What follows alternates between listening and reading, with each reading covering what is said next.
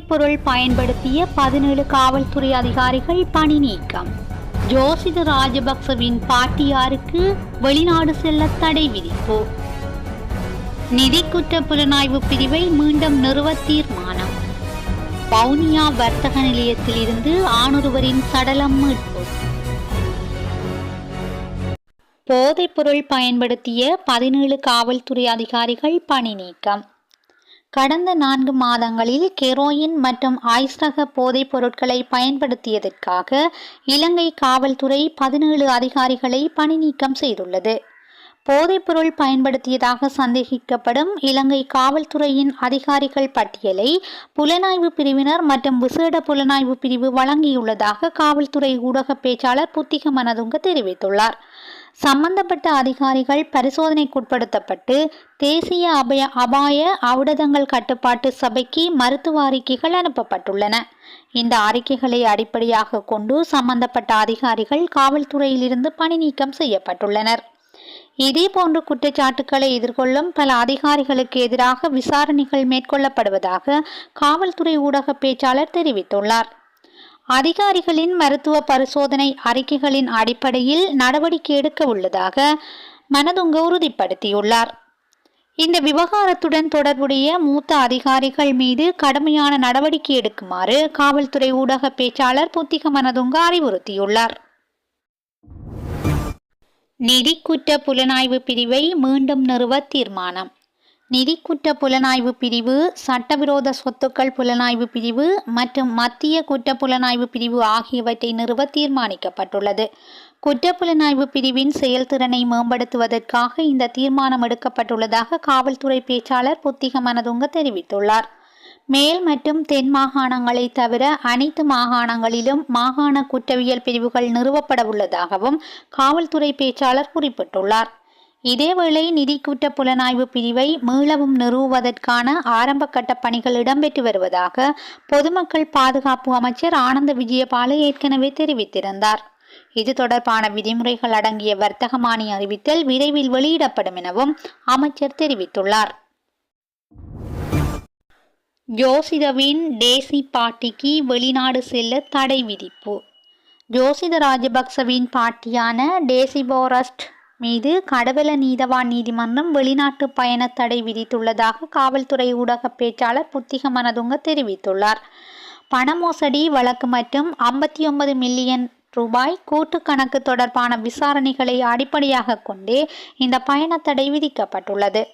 இந்த சம்பவம் தொடர்பில் அனைத்து சந்தேக நபர்களும் நீதிமன்றில் முன்னிலைப்படுத்தப்பட உள்ளதாக காவல்துறை ஊடக பேச்சாளர் புத்திக மனதுங்க இன்று நடைபெற்ற ஊடகவியலாளர் சந்திப்பில் தெரிவித்துள்ளார்.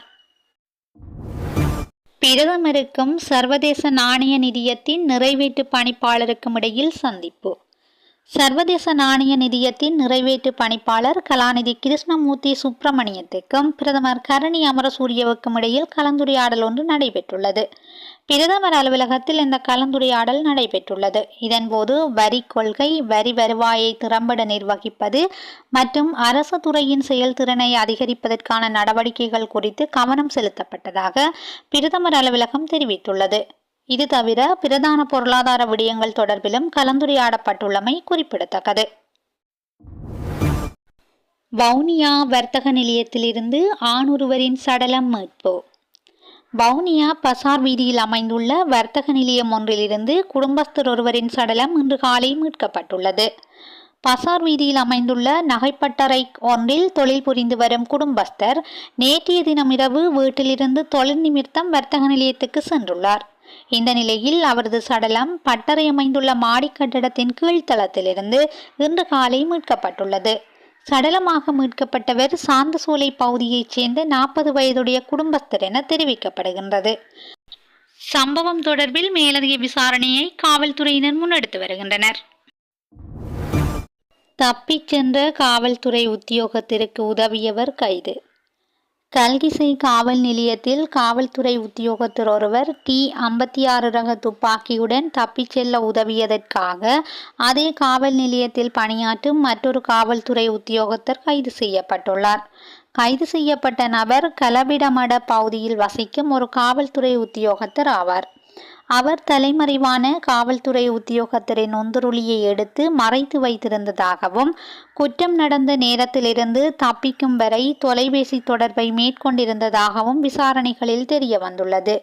மேலும் சம்பவம் தொடர்பாக தப்பியோடிய காவல்துறை உத்தியோகத்தரின் தாய் மற்றும் தந்தையை கைது செய்து 2 நாட்கள் தடுப்பு காவலில் வைத்து விசாரிக்க நீதிமன்றிடம் அனுமதி பெற்றுள்ளதாகவும் காவல்துறையினர் தெரிவித்துள்ளனர்.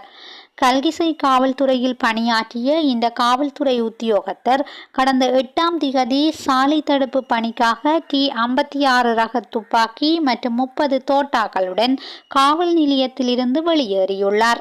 இருப்பினும் அவரை பற்றிய எந்த தகவல்களும் கிடைக்காததால் அவர் துபாய்க்கு தப்பிச் சென்றிருப்பது விசாரணைகளில் தெரிய வந்தது. சந்தேக நபரான காவல்துறை உத்தியோகத்தர் இந்த துப்பாக்கியை பாதாள உலக குழு உறுப்பினர்களுக்கு கொடுத்திருக்கலாம் என்று காவல்துறையினர் சந்தேகம் வெளியிட்டுள்ளனர்.